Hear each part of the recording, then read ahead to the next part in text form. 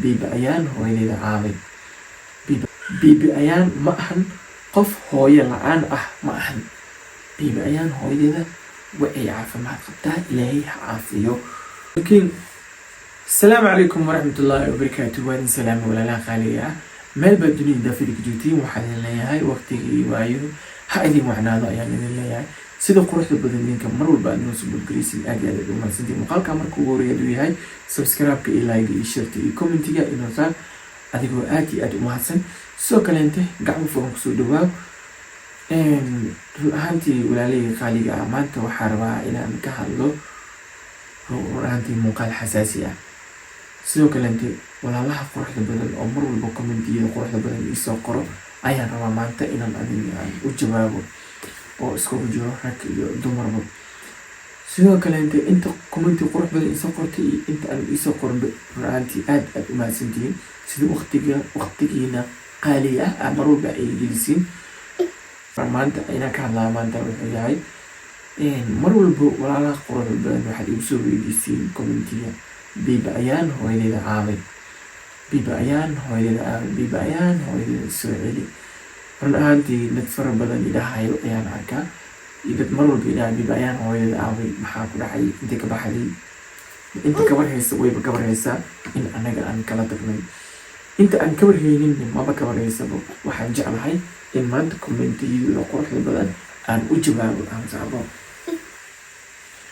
aan u jawaabo bise aabe bes. maasha allah walaalahayga quruxda badan, run ahaantii waxaan garaystay in maanta commentiyadiina aan idin soo jawaabo. sidoo kaleente biibi ayaan hooyadeeda ay joogtaa, magaalka ayay ku nooshahay, oo manihi maanta dad kala fog. maanta manihi waxaan nahay dad hal magaalo joogo. sidoo kaleente waxaan soo wada qaadanay waqti aad iyo aad u qurux badan, waxaan soo wada qaadanay waqti aad iyo aad u dheer, balse waxaa soo dhamaaday calafkii ayaa soo dhamaaday. sidoo kaleente midda aan ka hadli rabo ayaa waxay tahay, inkasta oo anaga markaan kala tagnay, sidoo kaleente ma aan jeclaysanin in waxaan ku kala tagnay iyo waxaan iskugu dhacnay iyo intoodaba in aan idinla wadaago bise aabe, intoodaba in aan idinla wadaago. sidoo kale dadyo fara badan ayaa maanta jiro oo baraha bulshada ku jiro oo mar ahaantaas ka hadlo qaabkii iyaga ay ku kala tageen, misane hadduu qaab xun yahay misane hadday qaab fiican tahay, oo baraha bulshada isku qabsado. run ahaantii anigana ilama qurux badnaanin in baraha bulshada aan anaga isku qabsano. waxaan ahay oo ilaahay iga dhigay biibi ayaan aabaheeda, sidoo kaleente ayadan ilaahay wuxuu ka dhigay hooyadeeda. run ahaantii alxamdulilah, ilaahay ayaa mahad iskale. waxaan ayaana dhex imaaday waqti qurux badan ayaan soo wada qaadanay. waqtigeena qurux badan waxaa faa-iidadeena noqotay in waxaan aan run ahaantii dhexdeena ugu imaado. ma aana go-aansanin in waxaan maanta run ahaantii uu la kulmo markuu weynaado ijaafo iyo waalidiintooda sidoo kaleente qaabkay ku kala tageen, masane in aan baraha bulshada isku qabsano. waxaan baraha bulshada waaye mana maanta fiicna in haddii idinka calafkiina uu soo dhamaaday in baraha bulshada idinka isku qabsataan. macnaheeda ma aha waqti qurux badan haddaad soo wada qaadateen in maanta haddii aad kala tagteen in hadaladiina lama maqlo. that's why saas darteeda aad idinka dad qaar ay u ogaan waayeen in aniga aan kala tagnay, balse calaf ayaa soo dhamaaday. saas ay tahay maanta ma ihi aabo gabadhiisa dayacay. run ahaantii waxaan ahaa aabo oo mar walba gabadhiisa ka warhaayo, oo mar walba gabadhiisa caafimaadkeeda og. sidoo kaleente dad waxaan nahay hal magaalo wada joogo. okay, mar walba commentiga waxaad igu soo dhacdaan hooyadeeda keen, ilmo hooyadooda ku fiican. beentiina ma ahan, beentaada ma ahan, ilmo hooyadood ku fiican. sidoo kaleente oo aniga mar walbaba haddii 10 jeer xitaa ilmo hooyadooda ma u mateli kari, mana u dhaqan kari. sidoo kaleente biibi ayaan waxay dhacday in agteyda aniga ay ku joogto waxaan ahaa aniga qof oo laba ciidba aan la qaadanin, ciid Arafa iyo ciid Soonfur. waxaan ku maqnaa safar. alxamdulilah waxay dhacday in oo aniga Nairobi dib aan ugu soo laabto, oo sidoo kale inta bibi ayaan oo aan rabaado in aan waqti aan la qaato maadaama waqti badan aan ka maqnaa. waxaana fiican mar walba haddaa adiga aaba aad tahay in ilmahaaga aa waqti gelisid aan beele. sidoo kale inte hooyadeed ayaan ku dhahay waxaan rabaa abaayo in oo gabadhii aan waqti la qaato, ayadana kheyr Allah siiyo igama aysan diidin. sidoo kale inte aabaheed ayaa tahay waqti waan qaadan kartaa gabadhaada, sidaas aan ani iyo bibi ayaan iskugu imaani aan waqti kuwada qaadanaynaa.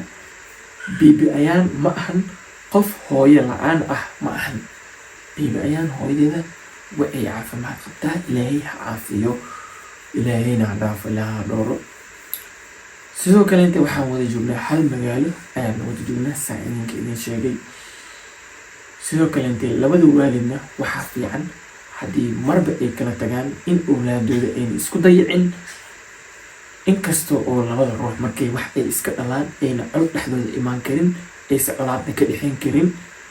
waxaan nahay dad isla dhashay, waxaan nahay dad oo dhiig iyo dhacan ka wada dhexeeyo, balse dadyuuka qaar ayaa aaminsan haddii la kala taga maanta in oo maxaa oo la kala go-ay ama awlaada la isku jiro. haddii ama aabaha awlaada uu qaato, aabaha awlaada loo jiro oo shib laga dhaho oo cunugaas uusan helin hooyo. haddii ay hooyada qaadatane in aabaha uu u jiro. dad foolxumadaas ku dhaqmo ayaa jiro, balse anaga labadeynaba mauga go-aansaninba in aan foolxumadaas ku dhaqanno. waxaan nahay dad shalay waqti qurux badan soo wada qaatay, maantani awlaadeena waxaan dareensiinaynaa in oo aabahooda iyo hooyadooda ay wada nool yihiin.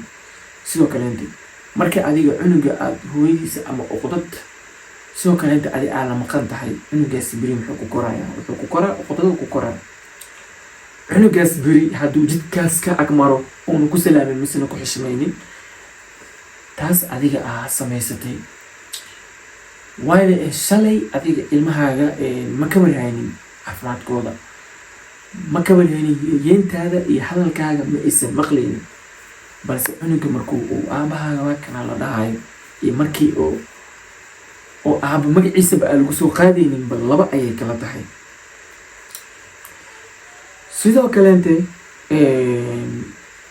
mar ahaantaas aad ayaan mar ahaantaas u nacbanahay in oo aniga awlaadeyda marne aniga aan dayaco, inkastoo aniga aan jeclaa in aan hal meel aan ku wada noolaan, balse waa calafkii soo dhamaaday. sidoo kaleente dad fara badan ayaa igu xiran, dadyo fara badan ayaa igu xiran. koley run ahaantii waxaan u malaynayaa wixii run ah iyo wixii ka jaahil bixin ah in bibi ayaan hooyadeeda ay nooshahay, ayna joogto, ay caafimaad qabto. dadka rabay in aan u sheego koley waa ima qashaynsi ila tahay.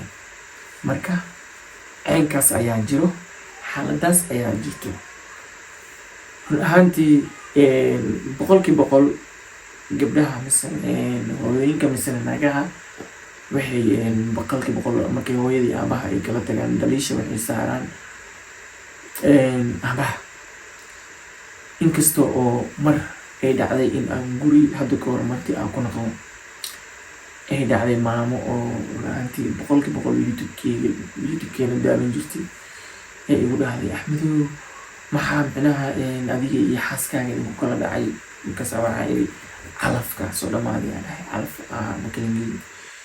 markaasay waxay dhacday Axmedow marka adiga gabadha adiga aa furtay ani waan kula dagaalay, youtube-kaaga xitaa waa nacay, sidaan waay kan waay. balse mid meesha taala ayaa waxay tahay calaf inuu jiro ogaada. waa calafna dhamaan karo, waa calafna meeshiisa uu taagnaan karo. marka walaalahey qaaliga ah waxaan leeyahay run ahaantii sida quruxda badan aa mar walba ila socotiin, waqtigiina quruxda badan aa noo siisiin, aad ayaad u mahadsantihiin. sidoo kaleente teenkakey ayaan taaganahay, aad iyo aad ayaan u ahaantii idinkaga mahad celinayaa. waxaa idin leeyahay sidaa iyo nabadgelyo ayaan idin leeyahay. tan iyo waxaan ku kulmi doonaa next muuqaal ayaan ku kulmi doonaa. muuqaalkan hadduu idinka hor imaado subscribe-ka iyo like iyo share-ta iyo commentiga aa lagu siiyo bibi ayaan darteeda saas moo abo hade baba hade sheeg hade abo marka waxaan leeyahay asxaabi dhig amen